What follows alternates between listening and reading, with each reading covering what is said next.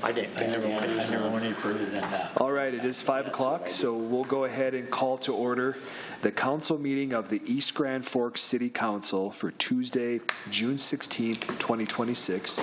Would the city clerk please call roll? Mayor Mark Olsted. Here. Council President Brian Larson. Here. Council Vice President Tim Riepel. Here. Council members Tammy Schumacher. Here. Ben Pukshinsky. Here. Dale Helms. Here. Don Kaseme. Here. Karen Peterson. Here. Okay, we have a quorum. Please stand for the Pledge of Allegiance. I pledge allegiance to the flag of the United States of America and to the republic for which it stands, one nation, under God, indivisible, with liberty and justice for all.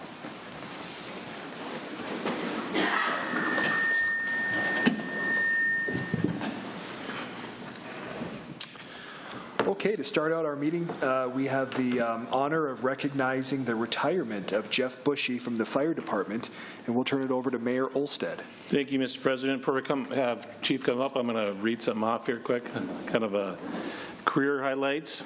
From 92 to 97, he was a paid on-call firefighter. From 97 to 99, he's a firefighter. 99 to 2010, he was an engineer. In 2010 to 20, he was assistant chief, and from 2020 to current, he is the fire chief. So it's 34 years of service. So. Holy smokes. You stand up, Jeff, first? Oh, you are. Okay.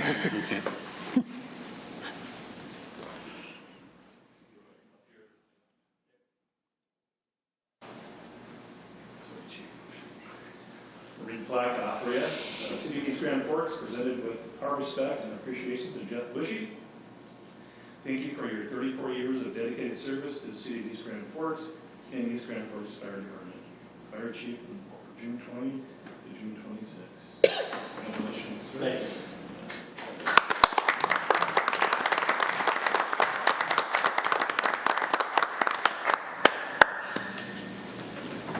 Perfect. Thank you. Thank you. Thank you. Thank you, Chief Bushy, for all your years of service to the community. We greatly appreciate it. Thank you. It's been a privilege and an honor to serve this community. Thank you. Thank you.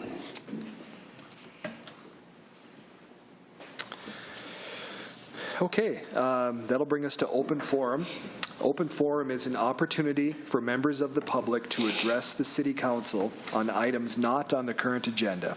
Items requiring council action may be deferred to staff or boards and commissions for research in future council agendas if appropriate. Is anyone here this evening for open forum? Okay, I see none. With that, we'll be moving on to the approval of minutes. This week we have the June 2nd council meeting, the June 2nd special work session, the June 9th work session, and the June 9th special council meeting minutes up for approval. Move. Okay, motion by Riepel. Second. Second by Kaseme.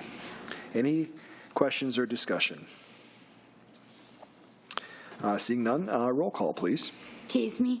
Yes. Peterson. Yes. Larson. Yes. Schumacher. Yes. Pukshinsky. Yes. Riepel. Yes. Helms. Yes. Okay, motion passes. Scheduled bid lettings this week, there are none. Moving on to scheduled public hearings. We have 2 public hearings, I believe, for tonight.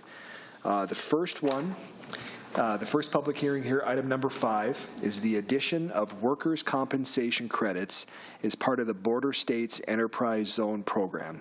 And I would be looking for a motion to open the public hearing. Move. Moved by Riepel. Second. Second by Peterson. All in favor say aye. Aye. Opposed, same sign. Motion passes. We are now in public hearing for the workers' compensation credits. Would anyone like to come forward and speak to the item at hand? Go ahead. Ms. Broccoli, I'd maybe just ask you to come up and just give a brief summary of the addition to the policy.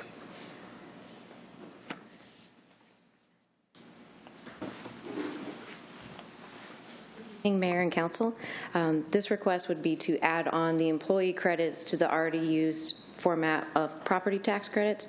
So it would be a max of $30,000 that a business could apply for, capped at 25% of their total workers' comp cost, and a max of $1,500 per employee. So it would be an annual application, and it would be on a first-come, first-served basis. Thank you. Any questions from the council or members of the public? Okay, seeing none. With that, we'd be looking for a motion to close the public hearing. Move. Moved by Schumacher, Second. second by Riepel. All in favor say aye. Aye. Opposed, same sign. Motion carries. Public forum is closed for that item. And Maggie, if you'll hang out, please. That'll bring us to item number 6, our second public hearing item.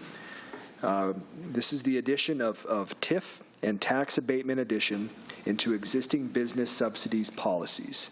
I'll be looking for a motion to open the public hearing, please. Moved by Kazmi. Second by Pukshavinsky. All in favor say aye. Aye. Opposed, same sign. Okay. Motion passes. We're now in the public hearing for the TIF and tax abatement addition. Ms. Brockling, if you'll give us an overview, please. Yes, thank you for considering this one too. This would be in addition to our existing policies that we have for gap lending microloans. This one would be a unique, non-traditional partnership type of incentive.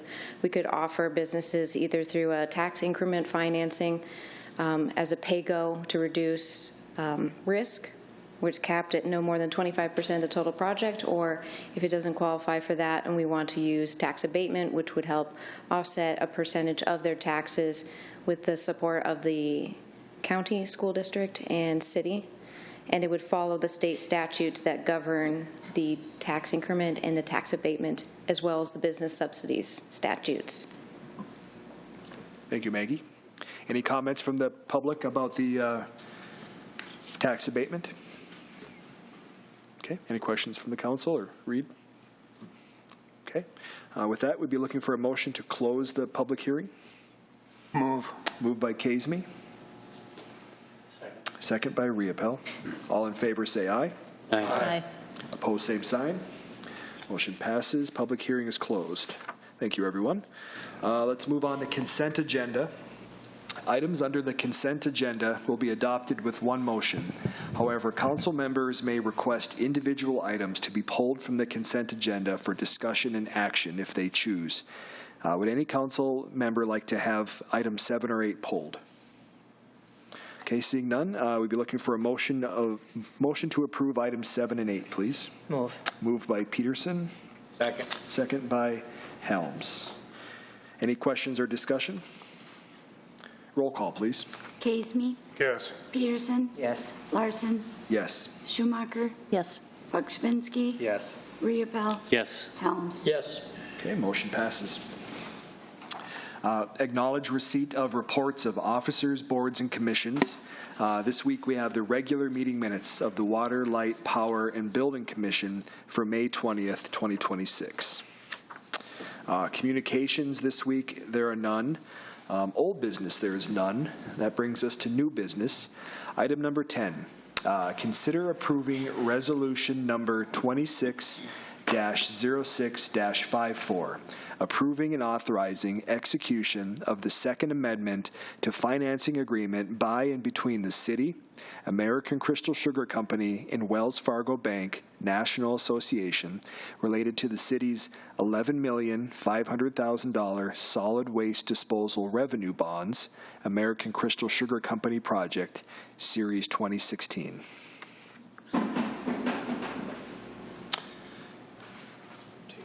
Yeah, we'll take a motion in a second, and then we'll get right to you. Moved by Helms, Second. second by Kazmi. Okay, please. Thank you, Mr. Mayor, Mr. Council President, members of the East Grand Forks City Council. I'm here tonight serving as bond counsel on this transaction before you. I'm here to answer any questions that you may have. This is a simple amendment to the transaction. This is the second one that's been approved by the City Council. This is just changing a mandatory purchase date moving that back 5 years. It is not changing the term of the bond. It does not change the taxability of the bond, and there is no liability associated with this bond issue for the city of Grand Forks. Here to answer any questions that you might have. I contacted the city attorney, had a conversation with the city attorney about the resolution, and answered any questions that he might have, and just here to answer questions. And we have representatives of American Crystal Sugar here if you have any additional questions. Okay, thank you, sir. Any questions from the council or comments from staff? No, I went through the bond. I went through the previous amendment that was provided to me by council, and then discussed it with the city, and I didn't see any issues with it, but I'm not an expert on bonds either. But it just seemed like a standard. It didn't increase any responsibilities of the city, and as was just stated, it was just moving back the 5 years, the mandatory timing. Questions from the council? Okay. Well, we have a motion and a second. With that, I think we're looking for a roll call. Kasemy, Yes. Peterson, Yes. Larson, Yes. Schumacher, Yes. Puksvinsky, Yes. Riepel, Yes. Helms. Yes. All right, motion passes. Thank you on behalf of American Crystal Sugar. Thank you. Okay, we'll move on to item number 11. Consider adopting policy to implement workers' compensation credits as part of the Border Cities Enterprise Zone Program. Moved by Helms, Second. second by Riepel. Any questions or discussion? Roll call, please. Kasemy, Yes. Peterson, Yes. Larson, Yes. Schumacher, Yes. Puksvinsky, Yes. Riepel, Yes. Helms. Yes. Okay, motion passes. We'll move on to item number 12. Consider approving TIF and tax abatement addition into existing business subsidy policies. Move. Moved by Peterson, Second. second by Helms. Any questions or discussion? Roll call, please. Kasemy, Yes. Peterson, Yes. Larson, Yes. Schumacher, Yes. Puksvinsky, Yes. Riepel, Yes. Helms. Yes. Okay, motion passes. That brings us to item number 13. Consider renewing building inspections contract with True Check for June 18th, 2026 to December 31st, 2029. Move. Moved by Riepel. I'll second. Second by Larson.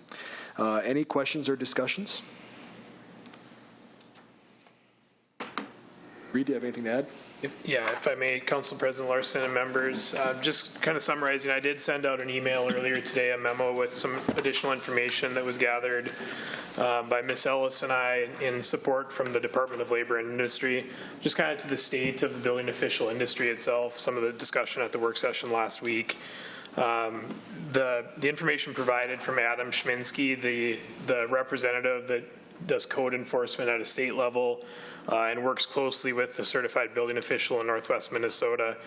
Statewide, currently there are 589 building officials.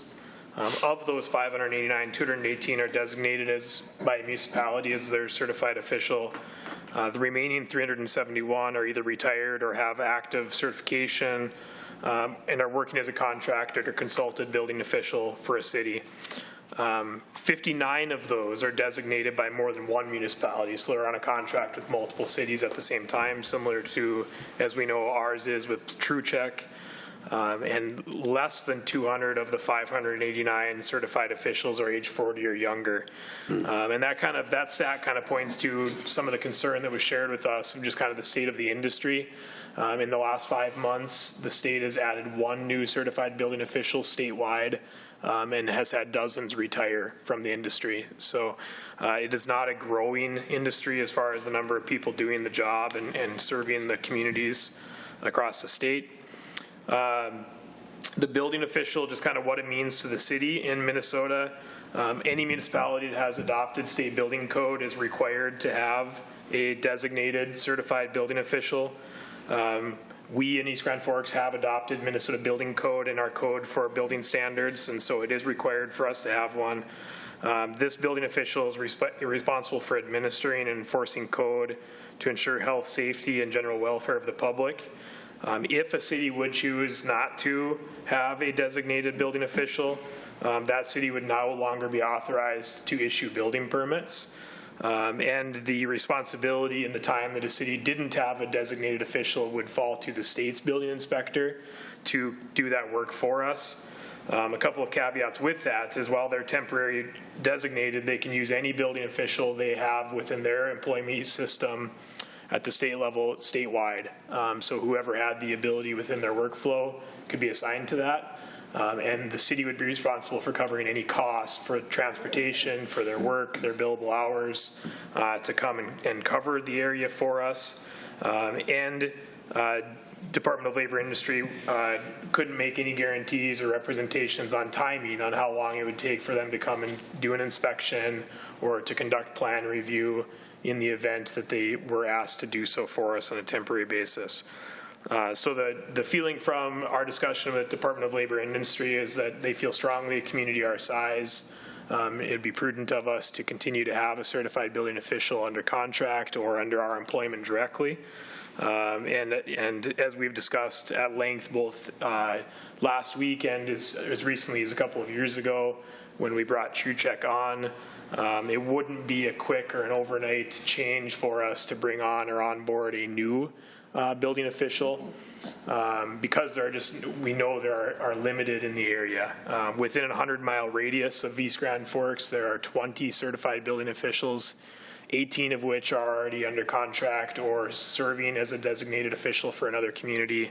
The remaining 2 are retired but have an active certification.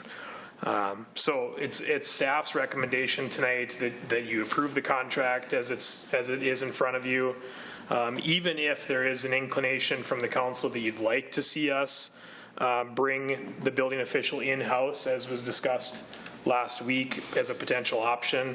Certainly finances have an element of that, understanding the cost of bringing on a full-time employee, but timing being the second piece of it is we have a need to have a certified building official in front of us, a contract that expires fairly quickly, June 18th, and it won't be an overnight turnover if we did look to go that way, if it'd be successful at all, so that'd be the recommendation from staff tonight, is to approve the contract as it is in front of you.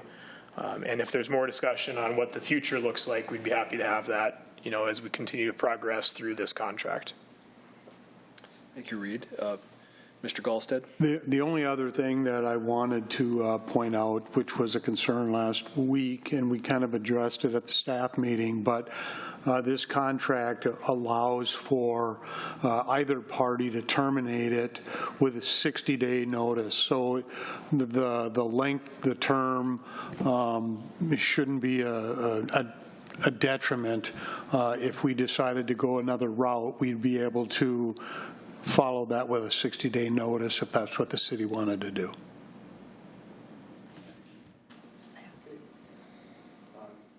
Schumacher. After last week's meeting, when Mr. Skeving spoke with some concerns, I did some homework. I reached out to probably 8 or 9, a neighbor who had recently had some work done, a couple builders, actually a friend of mine who is a retired building inspector from a different community.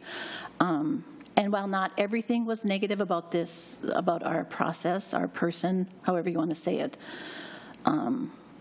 the themes were very similar.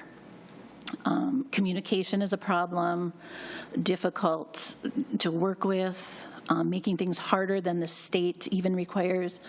One person said he's spread too thin. 2 of the builders I spoke to said they are very hesitant to take jobs in East Grand Forks because of our current system. So, I mean, for that reason, I will be voting no, and maybe a conversation can happen about some of our concerns with things I've heard, and maybe others have too, but that's all. Any other comments? Go ahead, I Ken. just have a question. If we vote no today, what impact does this have? If the contract is not approved tonight, Councilmember Peterson and members, the immediate reaction is that our current contract expires in 2 days on June 18th. We would have 15 days to notify the Department of Labor and Industry that we do not have a certified building official. And if we can't replace that certified building official within, I believe it's 60 days, we would essentially be issued a stop notice from Department of Labor that we can no longer issue building permits. It would also mean that any project that has a building permit outgoing or ongoing now would be under the authorization of the state's building inspectors to conduct plan review and inspections of those projects. And again, there's no guarantee of timeline of that. So it very likely could mean delays in projects that are ongoing right now if they require inspection approvals before they can move to the next step of the job. Councilmember Schumacher, to your points, we did have some discussion with the folks at the Department of Labor and Industry. There was 2 individuals on our call, Adam Schminsky, who I referenced earlier, and Nathan Moreland is also a state building inspector located in Grand Rapids, Minnesota. He previously was a building official for the city of Crookston prior to moving to his state position. They both have worked with Greg at Shruchek. They felt strongly in the call. We asked some questions of them on how they felt of Greg's performance. And from a code enforcement perspective, they felt strongly that Greg is doing a good job. We did have some discussion about some of the communication concerns that have been raised. And I think that there are areas of improvement that we can strive for in those. And to the best of the ability of the state, we have asked them if there is any professional mentorship or support that they can provide. That question, we officially asked of them, and they have elevated through to their supervisor at the state level to see what support they would have within their bandwidth to provide. They did tell Nancy and I that it wasn't a question that they've often had from cities, and they were pleased that it had been asked. Both of these individuals had been city building inspectors prior to taking state jobs.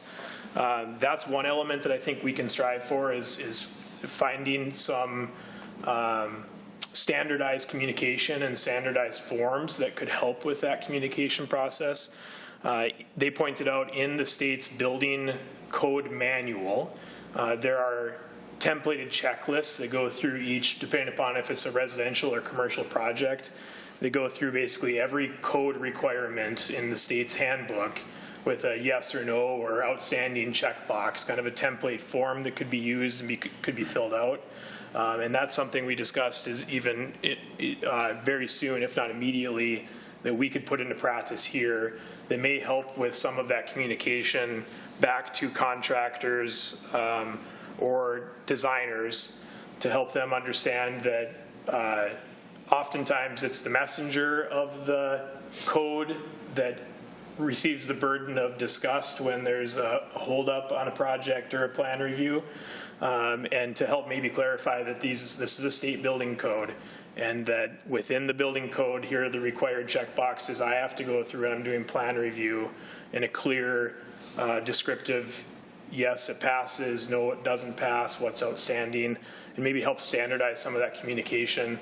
Because I think that we've seen that in some of the project and plan reviews we've had is that it could be cleaned up from a standardized communication or a professionalism standpoint. I think that's just experience in the job and understanding the building code. And I think if Greg was here, I think he'd speak to that he'd be the first to tell you he is by no means the most experienced in the building code industry himself. He's experienced with 10 plus years doing it, but we all understand as professionals we have room for improvement, and he wouldn't be any different than any of us that would strive for that. Thanks, Reed. We'll go to Councilman Riopel and then over back to Karen. A no vote would also possibly put in jeopardy the arena projects, correct? Because then we'd have to wait on the state to come and review it before they could move forward again, because it runs in steps. It certainly could, just as any other project in town. Those projects are subject to inspection as they're going. Some is the responsibility of our city certified building official. And so that if those cause delays because we don't have our own, it certainly could delay the project. So a yes vote tonight wouldn't necessarily lock us into a 2 or 3-year contract, right? We would be able to make a change in 60 days if we so felt we needed to. Correct. You'd be able to give a notice in 60-day notice of the termination of the contract. So Right. if you did it today, 60 days from now. Theoretically, Yeah. then yes. So by voting yes today, we do not put a halt on any of the projects, That's correct. correct? Okay. Any further comments? Go ahead, Ben. Thank you. I share the same concerns as Ms. Schumacher here. I'm going to vote yes on this just because we need to have a building official in place. But I think something has to change, whether that's a new building official or another route. I don't think the status quo can stay where it's at. Thank you. Further comments? Okay, seeing none, we have a motion and a second. Roll call, please. Casey, Yes. Peterson, Yes. Larson, Yes. Schumacher, No. Buckschwinski, Yes. Riepel, Yes. Helms. No. Okay, motion passes. We'll move on to item number 14. Consider approving MMPA and WAPA Renewable Energy Credits, RECs, sale agreement. Moved by Buckschwinski. Second. Second by Riepel. Any questions or discussion? Mr. Mickleseth, anything to add for the discussion?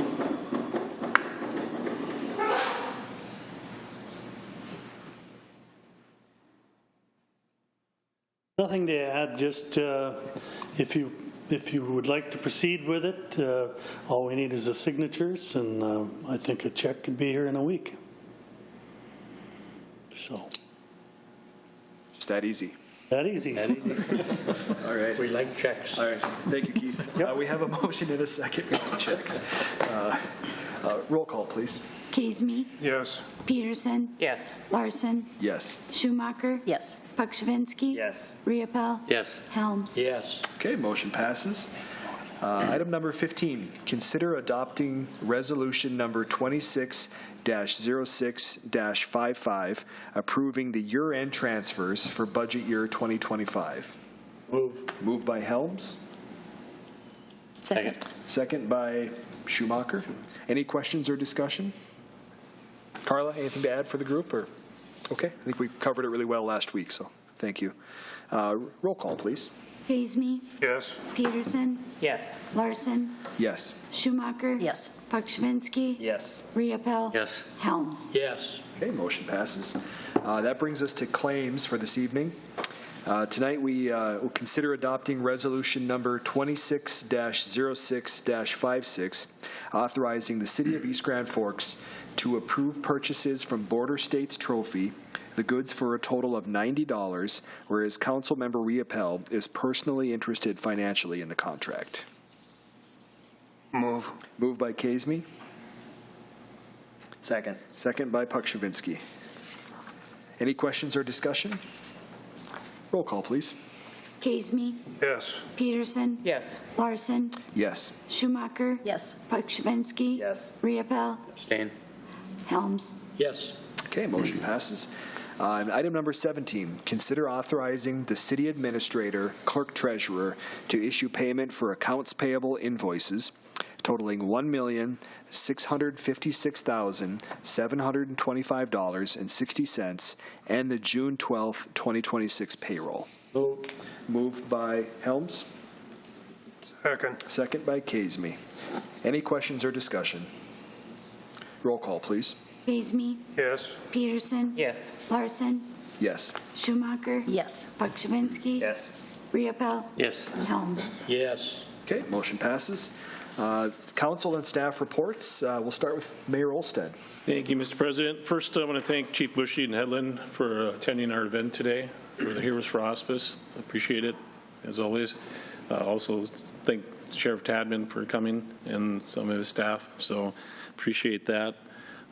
That's all I have. Thank you. Councilmember Schumacher. Just congratulations, Chief. You have earned a well-deserved retirement, fishing, whatever you're going to do. Thank you. All right. Councilmember Pukshabinsky. I would echo congratulations to Chief Bushy. Enjoy your retirement. A little jealous of that. And I won't be here next week. Right. Now you tell us, huh? Yep. Really clapping. Okay. Council Vice President Riopel. Again, thank you, Chief. I'm going to miss our banter back and forth at times. Hopefully someone gets you a seat cushion for your vehicle so you can see over the steering wheel. But we expect some fish or something in the freezer for us. Thank you. Great. Councilmember Helms. Yeah, Chief, he keeps talking about your height, but I think you're a little taller than he is, aren't you? I got him that much. Congratulations, Mr. Stordahl. I see we're making progress on our manhole up there on 17th and Central. I seen him out cutting around it. That's awesome. Get that thing fixed. Been that way long enough. Thank you. Thank you. Councilmember Casey. Congratulations, Chief. Really appreciated your openness and your willingness to discuss things and help us out whenever we had questions. Enjoy your retirement, sir. Thank you. That's all I have. All right, thank you. Councilmember Peterson. Thanks, Jeff, and I won't make any short jokes.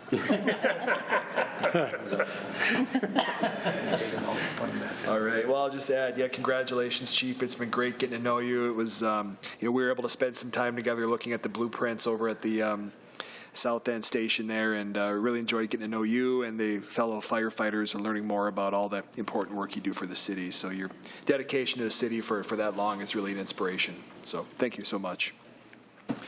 Okay, Mr. Hutton. Okay, a couple of updates. Next week is an extremely busy week for events if anyone is still in town and wants to join us at some of them. Next Tuesday, the 23rd, it's Arbor Day, our annual Arbor Day celebration. It's in Grand Forks this year. We share that event with Grand Forks each year. It's the 50th Greater Grand Forks Arbor Day at Sertoma Park, 1:15 to 3 p.m. is kind of the advertised time, but if you want to hear the keynote speaker and take part or watch the tree planting itself, be there around 1:15 at Sertoma Park. The following day, Wednesday the 24th, there was a retirement party for Chief Bushy at the fire station. That's from 1 to 3 as well. And then once you're done there, you can go straight to Greg's Park Trailhead for the grand opening of the Dave Aker Playground. That's the event that was pushed back a couple of weeks with the rain forecasted last week. So that's again Wednesday from 3 to 6 p.m. at Greg's Park Trailhead. Milestone and the Civic Center project, if you've been up there, you've seen there's a lot of parking lot work happening right now. Zavrel's has ongoing. They'll keep after that until the project is poured. The ice floor itself will be poured next Thursday, June 25th. They plan to start that early morning that day, but that, by all accounts, sounds like it's quite an operation to see in progress. So if you're interested, stop by during the day on the 25th and check that out. And then lastly, the fleet replacement committee, policy committee that was talked about and approved by council last week, we'll be having our first meeting as a group this Wednesday, tomorrow at 4 p.m. So we're getting started on that work and look forward to that. And then I will also be out. Friday's a holiday for us at City Hall, so business will be closed Friday. I'll be out through next Wednesday, back to work Thursday next week. All right, thank you, Reed. Mr. Gallstead. I just want to say thank you, Jeff, for everything. It's been a pleasure working with you, and now you've given me a little reprieve because I don't have to figure out your family lineage. It doesn't have an EE at the end or a Y at the end or a U in the middle or a UE. You know, I just don't have to worry about it anymore, so. Have a good retirement. Thank you. Mr. Emery. Just an update on the bike trail project. Zavrals have completed all of the bituminous work, the concrete kind of curb ramps. So they just got some topsoil seeding that they're going to have to do on some of the edges where, you know, the asphalt's a little thicker, where we had to put more, just kind of flatten out the cross slopes. So hoping maybe this week, probably latest next week, they'll be wrapping that work up. So that project went smooth. And then just an update on the Blue Peak project. In the first district, they're nearing completion as far as pulling in all the fiber. Exactly what that means for, you know, when they'll be hooking up customers, stuff like that, I'm not 100% sure, but I know they're sending out notifications to residents and such. And then they're working currently in kind of the second district, District 6. And they anticipate right now, probably within the next 2 to 3 weeks, they'll have the conduit and everything pulled within that district. So we've been having weekly meetings with them. Everything's going smooth to date. So hopefully it continues to go that way. So. Yeah, thank you. I would say the temporary asphalt patch on the Point Bridge that you and Mr. Stordahl kind of coordinated is a wonderful improvement. It's a very smooth ride, very, very well done. So thank you. Brian, I got a question. Yeah, go ahead, Ben. For Mr. Emery. Is Blue Peak still, did they get across the river? Did they get a permit to cross the river? Are they going to get the south end of town done this summer, or is that something they're going to wait till next year? I have not heard anything yet as far as permitting. We have seen nothing as far as any plans on the south side of the river, so it might be a little bit early to say, but right now, you know, I think the last we heard, they kind of doubted if they would be able to get any work done. So, all right, I think it's most of the work going to be focused probably on the north end this year. Thank you. Thank you. Any updates from the department heads? Okay, seeing none, be looking for a motion to adjourn. Moved by Helms. Second. Second by Peterson. Any questions or discussion? Or, no, we can just, all in favor say aye. Aye. Opposed, same sign. Motion passes. Meeting is closed. Thanks, everyone. Yeah, let's go. Question, Brian.